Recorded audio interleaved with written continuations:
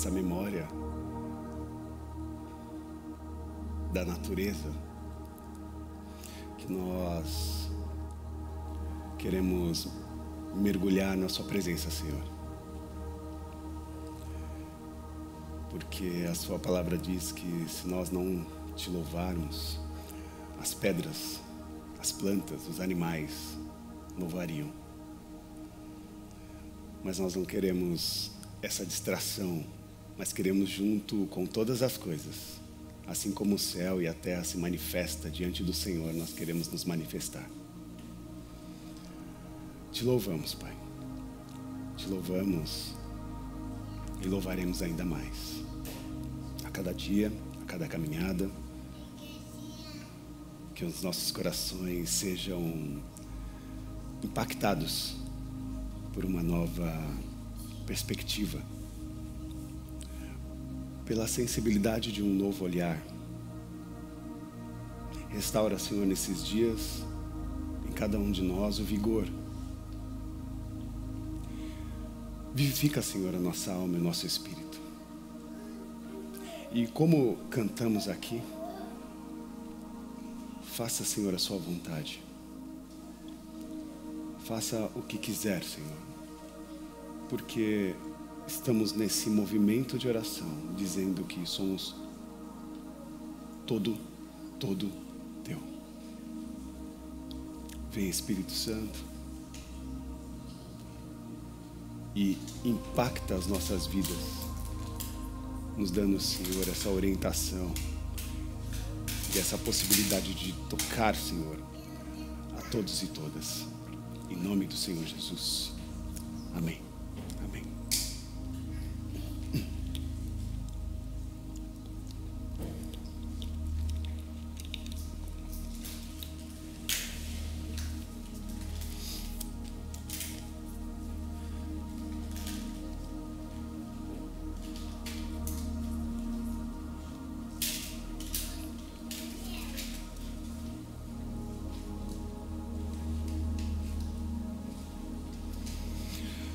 Mais uma vez, bom dia, graça, paz e bem do Senhor Jesus Cristo a todos e todas.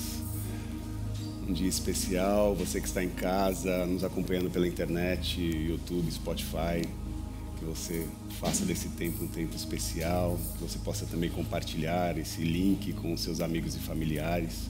É uma forma também de alcançar outras vidas, outras famílias. Louvamos ao Senhor por esse tempo, por esse encontro. É muito bom ver cada um dos rostinhos aqui, né? E isso nos alegra e nós queremos e viveremos mais, sim, com certeza. Eu queria hoje falar o que está transbordando no meu coração assim, durante toda a semana. Eu queria falar sobre salvação. E nada melhor como um dia de ceia, porque vai trazer para nós uma possibilidade de consciência do que a salvação que buscamos representa para as nossas vidas. E aí eu escolhi o livro de Atos, no capítulo 2, Atos dos Apóstolos, Novo Testamento. Depois dos Evangelhos você vai encontrar o livro de Atos, capítulo 2, versículo 14. Vamos ler a partir do versículo 14. É uma leitura extensa e eu espero que você consiga me acompanhar nessa leitura. Eu quero ler do versículo 14 até o 30, sei lá, até o 40. Eu acho que esse... Bom, Atos 2, versículo 14. Todos encontraram?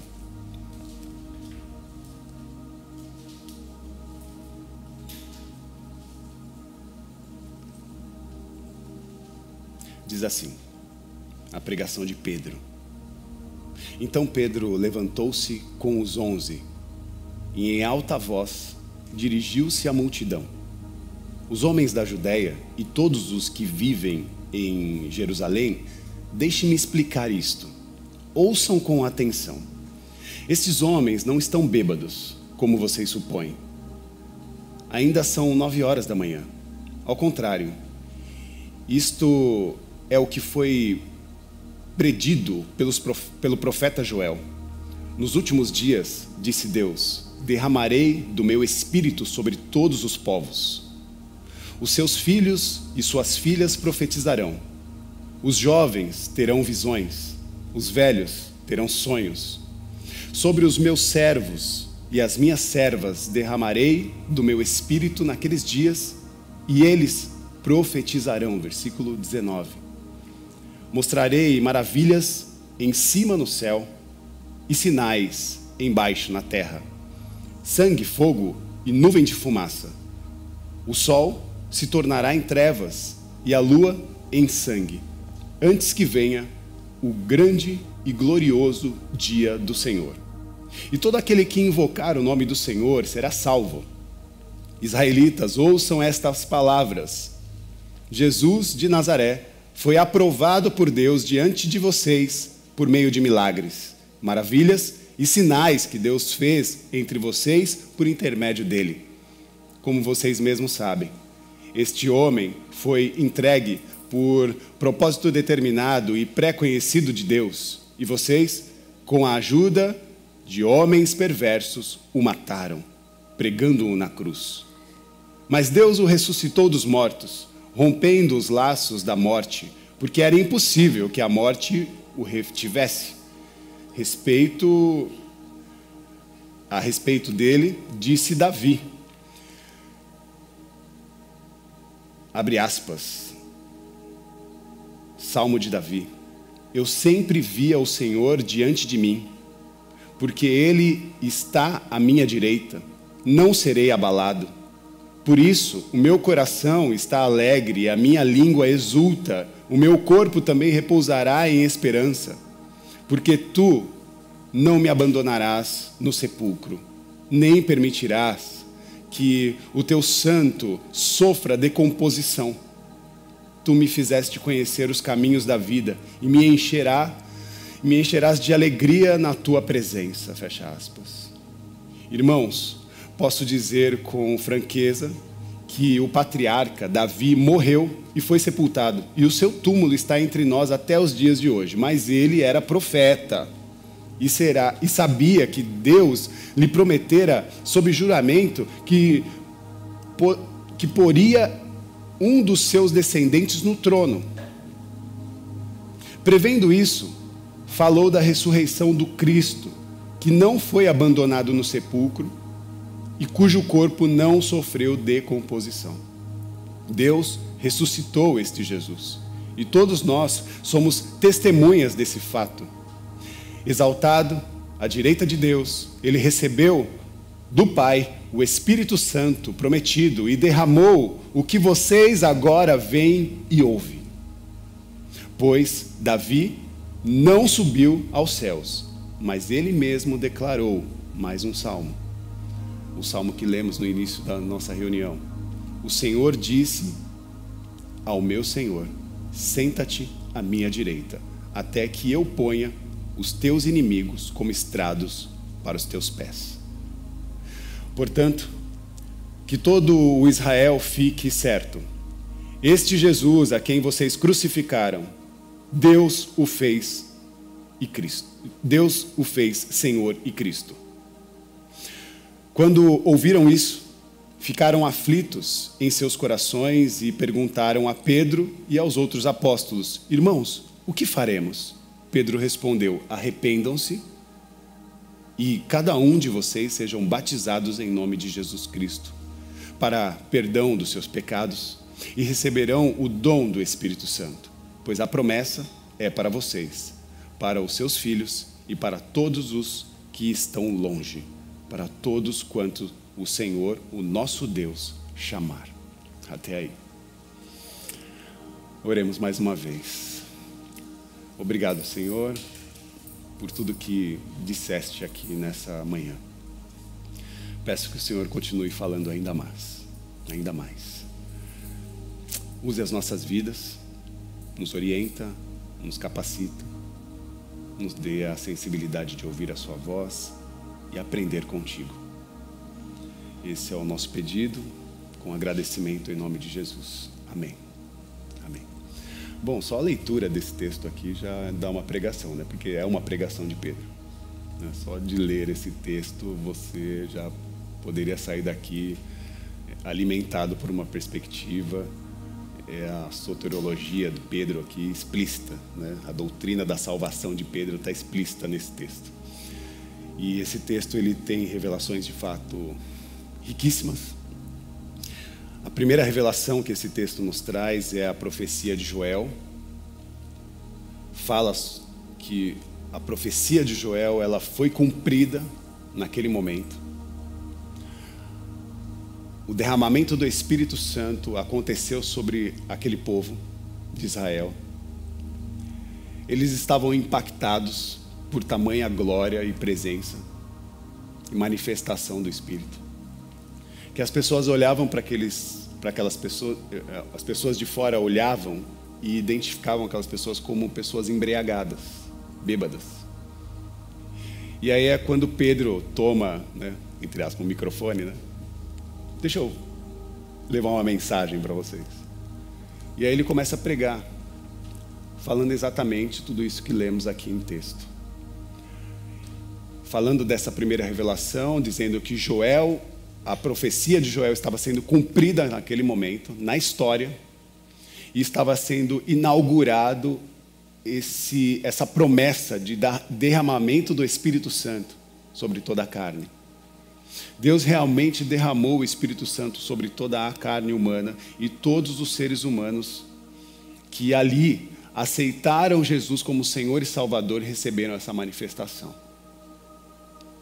Então, pode ser que a promessa de Joel ainda não tenha sido cumprida na sua plenitude, porque tem várias revelações ali na promessa e na profecia de Joel. Acredito que algumas podem acontecer de maneira futura, ou tão logo. Mas essa revelação do derramamento do Espírito Santo, ela estava sendo cumprida nesse momento. E Pedro afirma dessa forma, dizendo que o fator, ou o fato principal da sua fala, era indicar que o Espírito Santo estava sendo derramado sobre toda a carne daqueles que receberam a Deus, daqueles que receberam e se voltaram a Deus em Cristo Jesus, como Senhor. E isso, meus irmãos, inaugura um novo tempo. Um novo tempo na história. Esse momento é um marco na história da humanidade. Isso inaugura um novo tempo, e eu chamo como um novo tempo de salvação. Um novo tempo de salvação na vida da humanidade. Porque se no Antigo Testamento Deus se manifestava de uma maneira e se conectava com o seu povo de uma forma, agora em Cristo Jesus é inaugurado na história um novo movimento de Deus revelado, que compete o derramamento de Deus na vida humana. Se no Antigo Testamento nós tínhamos que construir templos gigantes para Deus habitar, nesse momento todos os templos são ruídos, tornam-se ruínas, para que um templo novo fosse levantado. E esse templo é você. Esse templo sou eu, somos nós. Esse texto indica que nós somos a casa de Deus. Nós somos o lugar de morada do Altíssimo. O derramamento do Espírito Santo é o evento na história que inaugura o movimento de salvação a todos e todas. O movimento de salvação de Deus, em que um Espírito agora habita na vida, no coração de todos aqueles que o aceitarem, né? Se voltarem a Deus e a Cristo como Senhor e Salvador. Claro? Até aí? Então, um tempo de salvação. Esta é uma notícia que eu considero uma das mais extraordinárias da Bíblia. É a partir desse texto, desse capítulo de Atos, que nós temos a revelação que trouxe para nós o discernimento do que é ser igreja, do que é ser cristão. É a partir desse movimento que nós percebemos na história que não precisaríamos mais nos colocar em vida numa perspectiva religiosa, onde os nossos movimentos precisariam estar carregados com dogmas, né? Informações que engessariam a nossa experiência no mundo, mas não, isso nos livraria, nós de fato ficaríamos libertos de todos os dogmas religiosos e indicaríamos a nossa vida como uma perspectiva de transformação para o mundo, a partir daquilo que o próprio Cristo quer revelar em nossa face, em nossa postura, em nossa caminhada. Então, todas essas informações de fato são importantes. É uma notícia que nos mostra algo extraordinário, porque a gente apenas agora não sai do inferno. Mas, até para mostrar assim, o movimento, a gente não sai do inferno somente, mas o céu, né, habita em nós. Não é um movimento em que não foi só um movimento de resgate da humanidade do inferno, mas foi um movimento em que Deus também foi derramado sobre essa humanidade. Então, há um movimento completo de Deus para com as nossas vidas, e o Espírito Santo veio fazer morada em nossas vidas para que fosse compatível às nossas intenções. Porque é óbvio que mesmo querendo fazer o bem, se nós não formos impactados pelo bem, nós não vamos conseguir fazer. Não pode dar amor àquele que não conhece o amor. Não pode fazer amor, né, àquele que não desenvolveu amor com o Deus amor. Então há uma referência muito forte e necessária para a nossa caminhada e a construção de fé. Isso só é possível na história por todo esse movimento. Primeiro, pelo sacrifício de Jesus na cruz do Calvário, e Pedro acaba deixando isso muito claro na sua fala. Ele diz que Deus cumpre a sua promessa através de Cristo Jesus, e fala que dentro dessa promessa cumprida, Jesus agora é a chave da nossa salvação. Não há outro referencial a seguir, não há outra pessoa a se curvar senão a Cristo Jesus, porque Ele e nele contém todas as promessas. Tudo que Deus faz em Cristo Jesus. Todos os movimentos de Deus são feitos através de Cristo. Tudo é através de Cristo e por intermédio de Cristo.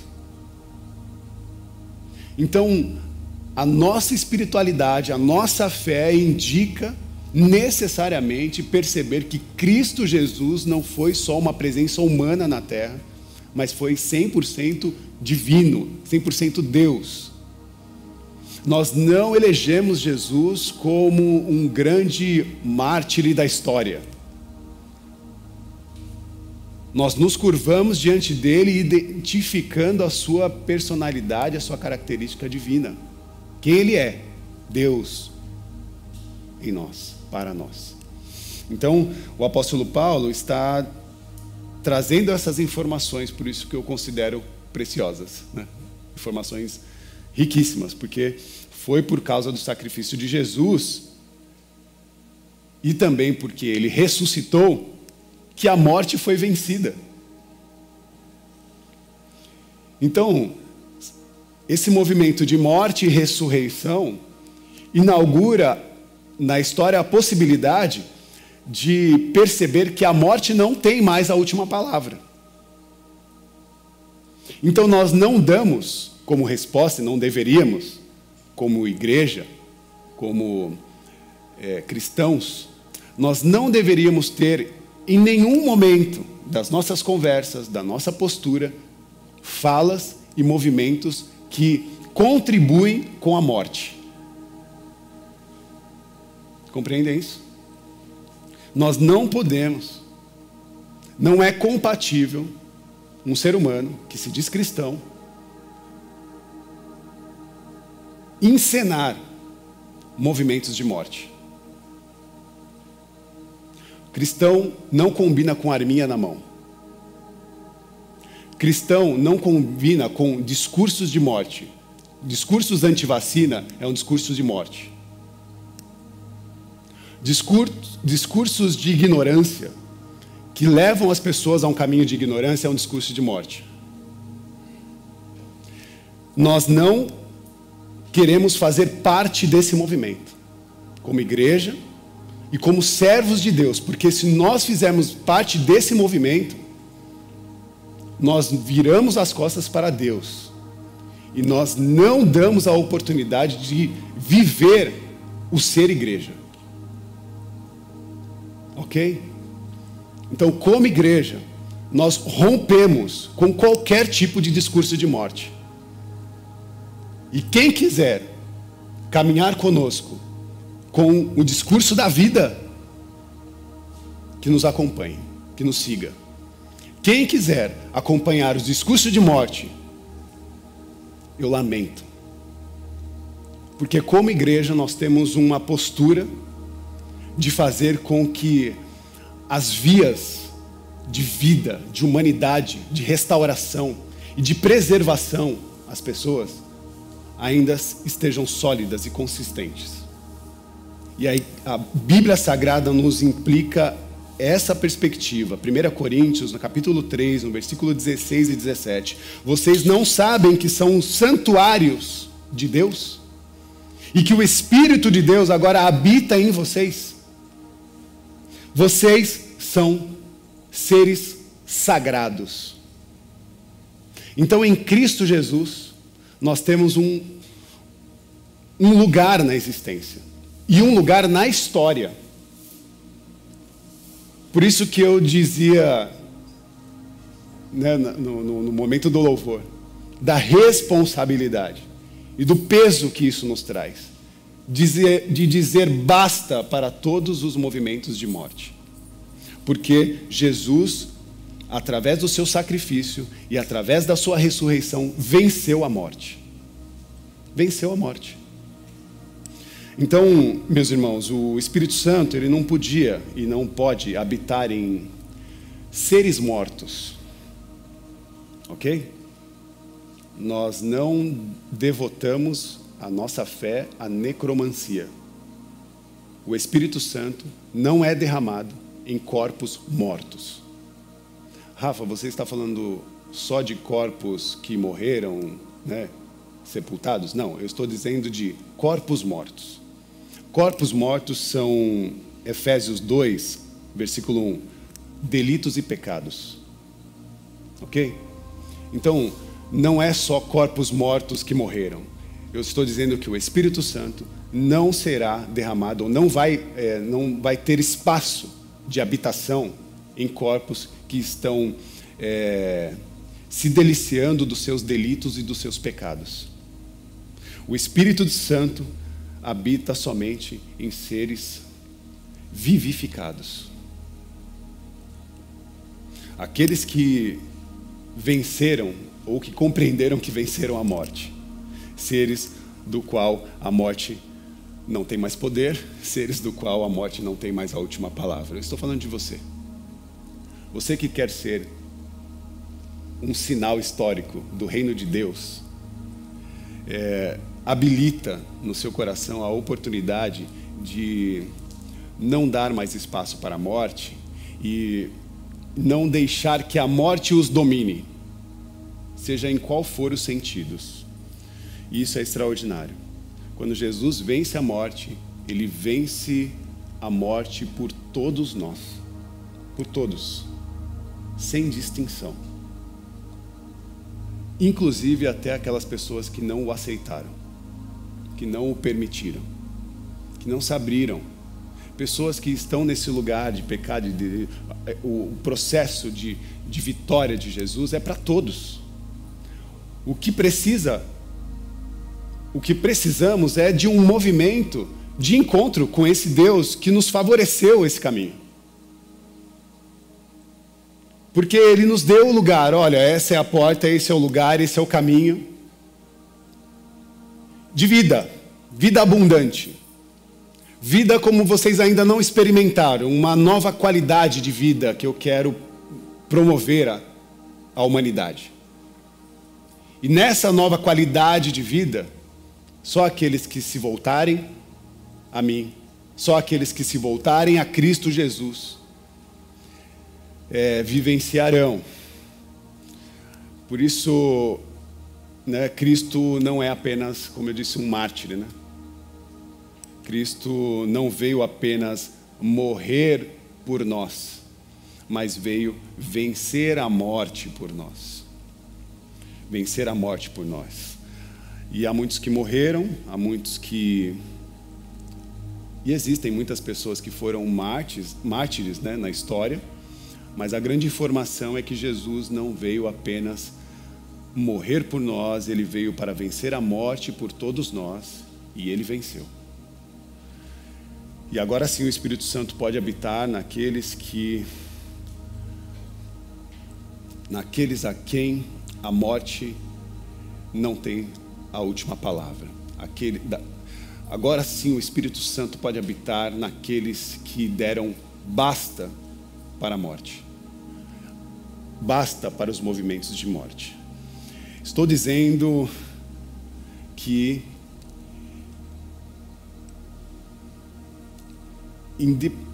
como eu estou falando muito de morte, eu quero dizer para você que, independente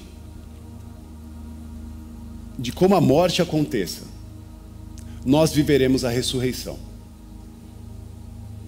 Se você tem ouvido as minhas mensagens, domingo a domingo, você está entendendo onde eu estou chegando e qual linha eu estou costurando. Nós falamos dos movimentos de fé, nós falamos dos movimentos dos homens de fé, dos profetas, daqueles que se alinharam à perspectiva do Cristo, de Deus na história. Por isso, ainda me recordo de Sadraque, Mesaque e Abednego, porque foram, por conta até de não ter falado da história específica deles, citei muito esse momento de não se curvar diante do rei, dizendo: rei, nós não vamos nos curvar. E o rei falava: vocês vão ser lançados a uma fornalha aquecida 7 vezes mais. Se vocês não se curvarem às minhas ideias, se vocês não se curvarem ao que o sistema diz, ao que o Estado diz, ao que essa voz, né, diz. E eles dizem: não, nós só nos curvamos a Deus. Mas todo mundo se curvou. Mas nós não nos curvaremos. Então vocês serão mortos na fornalha. Ele falou: olha, o Nabucodonosor era o nome do rei. Deus há de nos livrar. Mas se ele não nos livrar, certamente estaremos com ele na glória. Essa é uma perspectiva que nós precisamos ter, sabe, cravadas no nosso coração. O Senhor há de nos livrar, e se Ele não nos livrar, certamente estaremos com Ele na glória. Essa é uma certeza de ressurreição. É uma certeza e uma confiança tão extraordinária e plena que nós precisaríamos copiar, nos identificar a esse movimento desses moços. Então, salvação, meus irmãos, é isso. Salvação é Deus veio morar em nós.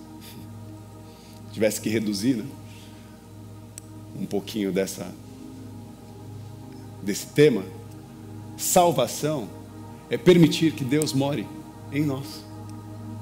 Significa que a glória dos céus já está em nós, no meio de nós, e nós podemos experimentar essa glória agora.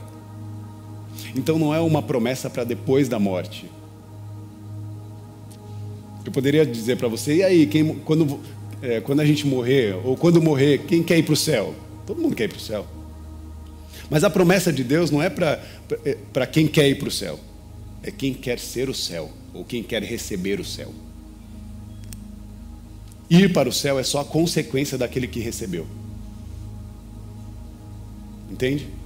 O céu desceu em nós. O Espírito Santo foi derramado sobre toda a carne. E como nós identificamos isso? Só há céu em nossas vidas, porque de fato nós somos perdoados. Só há a possibilidade de céu em nossas vidas porque nós recebemos o perdão de Deus. E há alguns atos de injustiça que são dilacerantes, como o jovem negro que morreu no Rio de Janeiro espancado porque estava exigindo o seu salário. Esses atos nos levam a um lugar de indignação. O primeiro impulso é a gente pensar: vamos incendiar esse comércio. Vamos eliminar esses malfeitores. Mas esse é um discurso de morte. Nós não atacamos os nossos inimigos. E por que nós não fazemos isso? Porque nós aprendemos com Deus o exercício do perdão. Rafa, você está falando de perdoar o imperdoável? Deus perdoou você. Deus perdoou gente como eu. E Deus continua perdoando. O movimento do perdão já está na história, já está no meio de nós. Então, só há céu em nós se nós entendermos que fomos perdoados, para que nesse entendimento seja como um aprendizado que nós precisamos perdoar. Esse é o desafio que você vai levar para casa. Você foi perdoado e vai ter que aprender a perdoar. Porque essa na minha opinião, eu penso que é uma forma que identifica que você é um lugar, uma morada de Deus. O Espírito Santo veio para nós e mergulhou em cada um de nós nessa realidade com essa promessa. E cheio do Espírito Santo, nós queremos viver essa realidade no agora, no tempo presente, em nome do Senhor Jesus. Por isso, o que eu quero deixar para vocês nesse dia e com essa mensagem é que a salvação do Senhor já foi inaugurada e está presente no meio de nós. A manifestação do seu Espírito já foi derramada. Hoje nós não olhamos para o céu e dizemos: Senhor, enche-me do seu Espírito Santo. Não, porque o Espírito Santo já se derramou. Você já está, você que aceitou a Cristo, você que reconheceu a Cristo, você que se voltou a Deus, se voltou a Cristo, você já é um homem, uma mulher cheia do Espírito Santo. Agora o que você precisa permitir é que esse Espírito transborde. Esse é o segundo movimento da humanidade na história. No passado nós dizíamos: vem, Senhor. Agora o Senhor já veio. Agora o que nós dizemos diante do Senhor é: usa a mim. Amém? Oremos.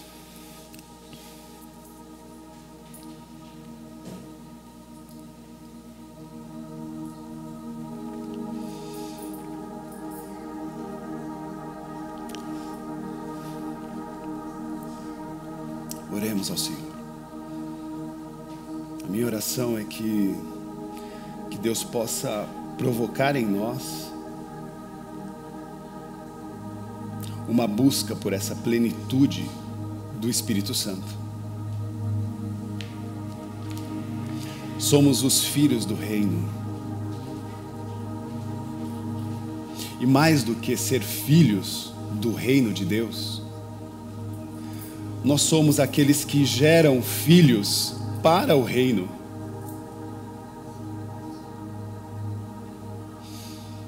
Nós não só recebemos a oportunidade de sermos chamados de filhos, mas queremos dar a outros a oportunidade de também o ser.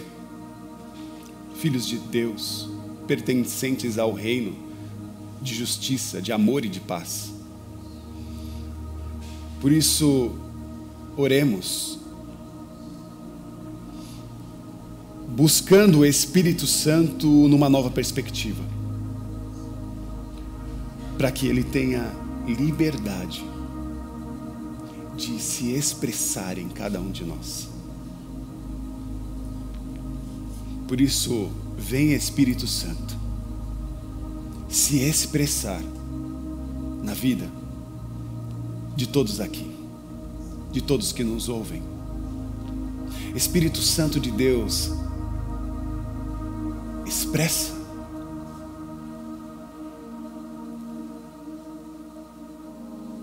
o seu amor, a sua manifestação na vida daqueles que o amam, na vida daqueles que se voltaram a Ti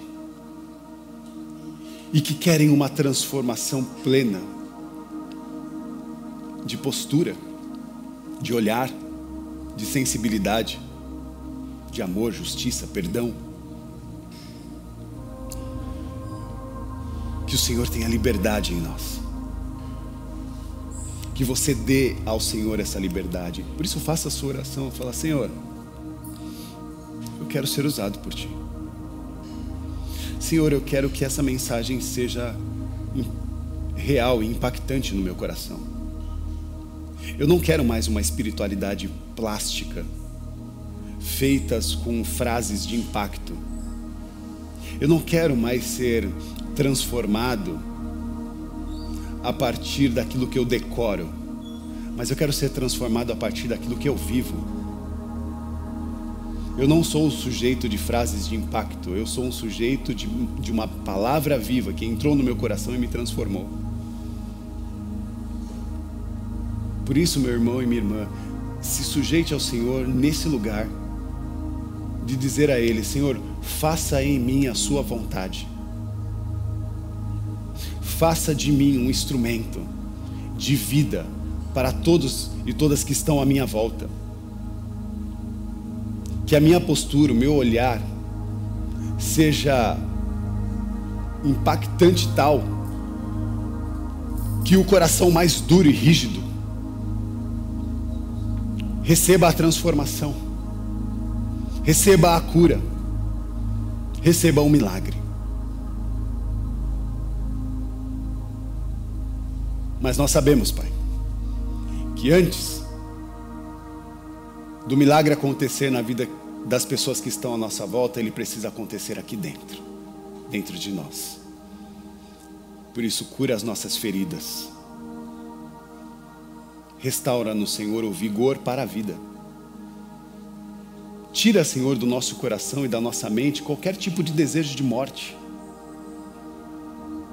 Porque o Senhor nos dá mais uma milha, mais uma oportunidade, mais uma semana que nasce, um novo ano que nasce e novas possibilidades. Se alguém, Senhor, entrou aqui desistindo, em nome do Senhor Jesus, que essa pessoa receba o abraço do Senhor, o abraço vivificante, que você seja impactada por toda a vida de Deus. Se alguém entrou cansado, sobrecarregado, que essa sobrecarga seja lançada dos seus ombros e que o abraço de Deus te acolha. Se alguém chegou aqui atormentado, dilacerado o coração, o Senhor tem uma cura para você. Seja curado. Seja curado em nome do Senhor Jesus. Seja curado o seu coração, a sua mente, para que você possa enxergar um novo caminho. Que as tribulações e as nuvens carregadas que te impediam de visualizar a plenitude de Deus, que elas sejam agora dissipadas em nome do Senhor Jesus, para que os seus olhos possam ver um novo tempo e a nova oportunidade que Ele dá. Seja curado no seu coração, na sua mente, para que, enfim, o seu corpo seja curado. Vem, Espírito Santo, derramado sobre toda a carne. E nos traga, Senhor, uma nova perspectiva de salvação. Em nome de Jesus. Nesse momento, você vai receber o cálice e o pão. E nós vamos à mesa. Quando você receber o cálice e o pão, não coma do pão, não beba do cálice, até que todos se sirvam, para que nós possamos fazer essa ceia de maneira conjunta, ok?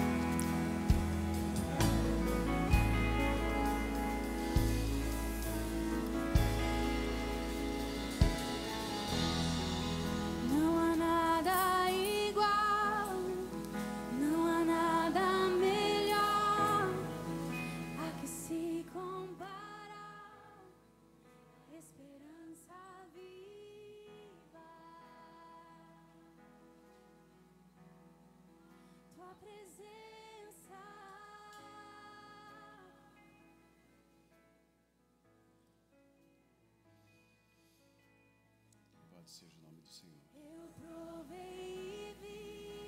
O apóstolo Paulo, em 1 Coríntios 11, diz pois recebi do Senhor o que também entreguei a vocês. Que o Senhor Jesus, na noite que foi traído, tomou o pão e, tendo dado graça, partiu e disse: isto é o meu corpo, que é dado em favor de vocês. Façam isso em memória de mim. Da mesma forma, depois de cear, ele tomou o cálice e disse: esse cálice é a nova aliança no meu sangue. Façam isso sempre que beberem em memória de mim. Porque sempre que comerem deste pão e beberem desse cálice, vocês anunciam a morte do Senhor até que Ele venha. Ainda me recordo em Atos 2, quando o Senhor disse que vocês seriam cheios do Espírito Santo e levariam as mensagens do reino a todos os povos e aos confins da terra. Foi num momento como esse que o Espírito Santo começou a fazer uma das maiores obras de transformação e salvação conhecida na história. Um grupo de pessoas foram impactadas pelo Espírito Santo de tal forma que fizeram que de Jerusalém uma mensagem chegasse na Vila Ema, na zona leste de São Paulo. De Jerusalém, uma mensagem chegou aos confins da terra. Só o Espírito Santo pode promover isso na vida de pessoas que se voltaram a Ele. Pegue o pão, porque esse pão deixa de ser uma substância natural, mas passa a ser uma representação simbólica do corpo de Cristo, que foi partido por cada um de nós. Esse é o corpo dilacerado de dores. Toda a tragédia humana, todo o desejo de vingança, todo o desejo de morte, todo o desejo de justiça com as próprias mãos, foi colocado sobre Jesus Cristo. Todo o anseio de morte, toda a vingança, toda a maldade, toda a repulsa, todo o preconceito foi colocado sobre esse corpo, e esse corpo foi dilacerado. Quando você come esse corpo, esse pão, você faz isso em memória de Cristo Jesus, que morreu por nós. Por nós. Pode comer do pão.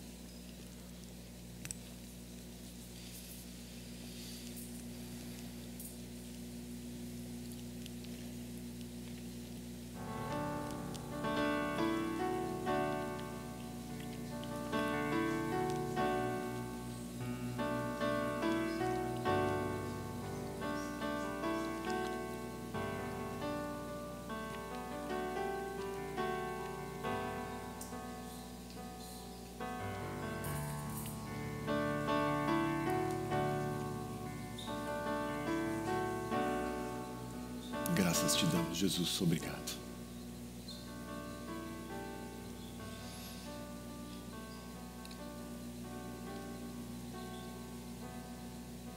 Como é grande a sua salvação, Jesus. Como é grande os seus movimentos.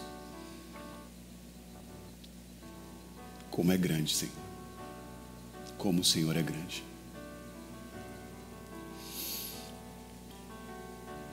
E da mesma forma, depois de comer o pão, ele tomou o cálice e disse: esse cálice é a nova aliança no meu sangue.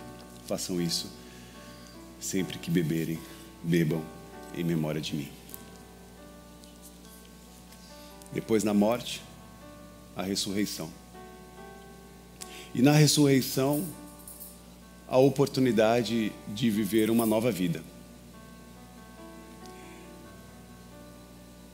E de se sujeitar aos movimentos daquele que sobreviveu à cruz do Calvário.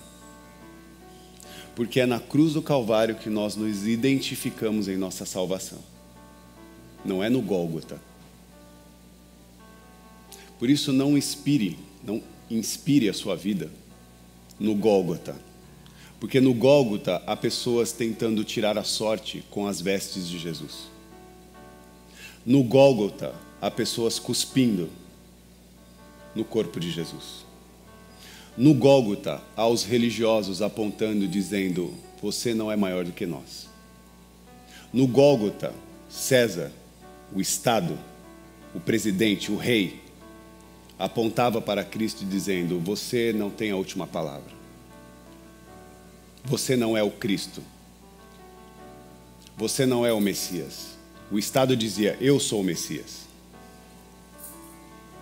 No Gólgota, nós não colocamos as nossas vidas sobre essa representação. A nossa vida está sobre a cruz do Calvário. Quando nós vemos o apóstolo Paulo dizer aqui: toda vez que você come a ceia, não faça isso sem saber o significado dela. É por isso que eu preguei essa mensagem para vocês. Para que vocês comam a ceia sabendo o que a Bíblia nos diz. O que a Bíblia nos revela. Porque quando você levanta esse cálice, ele não é um mero brinde. É a nova aliança em Cristo Jesus, o nosso Senhor. Um Deus de amor. Essa é a doutrina da salvação. Um Deus que nos amou de tal forma que se entregou por nós, venceu a morte e nos deu a oportunidade de experimentar a vitória sobre a morte por toda a eternidade. Um brinde à vida abundante de Deus em nós. Pode beber do cálice.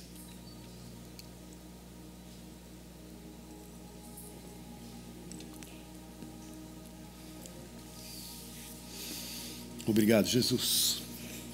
Aleluia. Nós te agradecemos, Jesus. Obrigado.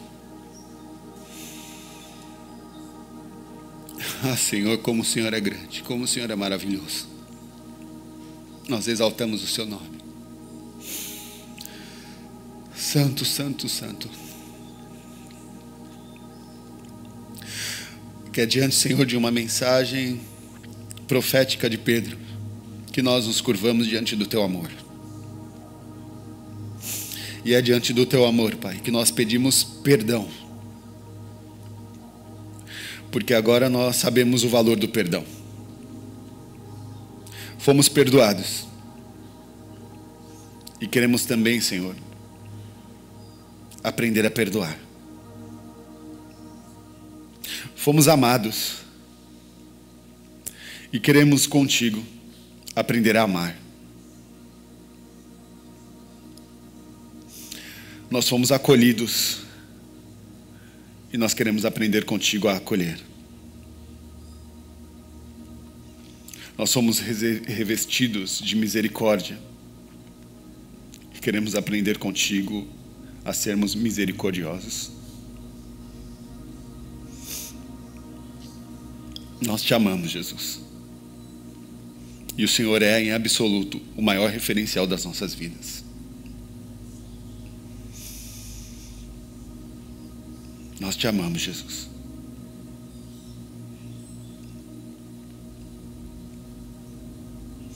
Pai nosso que estás nos céus, santificado seja o teu nome. Venha a nós o teu reino e seja feita a sua vontade, assim na terra como nos céus. O pão nosso de cada dia, Senhor, nos dá hoje. Perdoa, Senhor, as nossas dívidas, assim como nós perdoamos aos nossos devedores. E não nos deixes cair em tentação, Senhor, não nos deixe. Mas livra-nos do mal, porque teu é o reino, o poder e a glória para sempre. Amém. Que o amor de Deus, que a graça do Senhor Jesus Cristo e que a manifestação do Consolador derramado, o Espírito Santo de Deus em nossas vidas, permaneça e se manifeste e tenha liberdade na vida de todos e todas. Sejam abençoados em nome do Pai, do Filho e do Espírito Santo, com todas as sortes de bênçãos espirituais. Saiam daqui para uma semana abençoada, cheia de vida e vivificante, para você e para os seus pares. Mais uma vez, que Deus nos abençoe. Amém.